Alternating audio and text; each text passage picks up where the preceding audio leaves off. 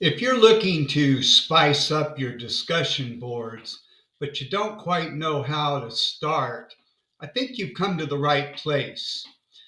Discussion boards are one of those assignments that online teachers seem to use for every module.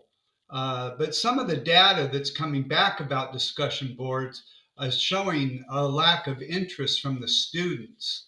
Now, there are several advantages to discussion boards.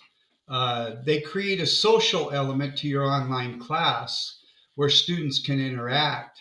They allow for more thoughtful discussions and add to critical thinking skills. And they can create a collaborative environment if used correctly. But the downside of discussion boards is the student perception of that circle of death called boredom, where they do a discussion board every week and it doesn't seem to have a meaning to them. So if you want to spice up your discussion boards, I think you've come to the right place.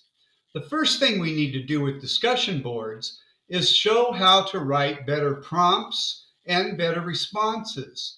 Now, this is a writing discussion uh, online forum, and they have several topics that you can refer to here. But I've got a typical online discussion, and the students kind of read, kind of like Charlie Brown, yada, yada, yada up here. And so they begin to respond.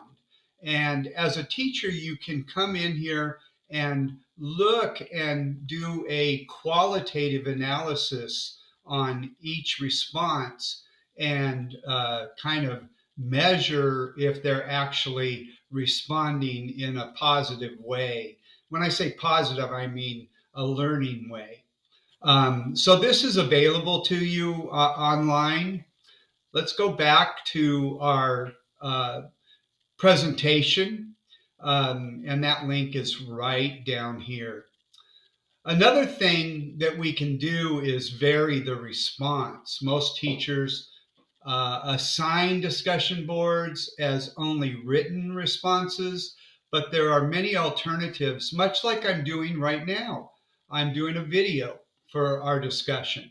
You could do concept maps or slide decks. There's any number of tools that we can use to spice up our online discussions and make them more engaging for our students.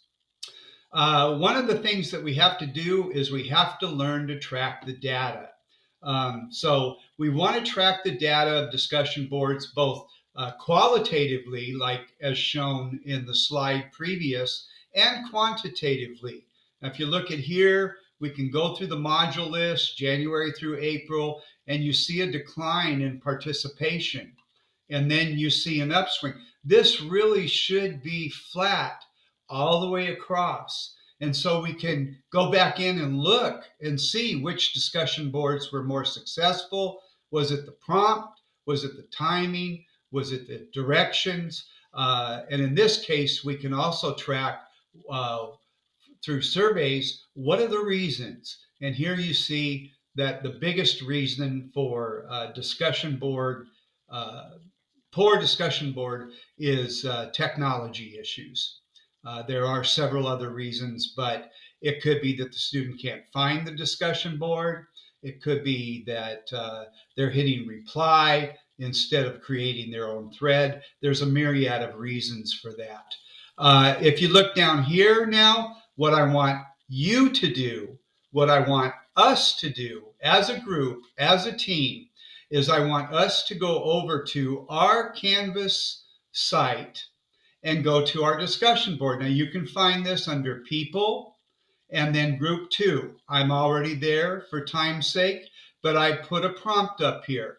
And basically it says, it's asking you to post post an original post and then a response.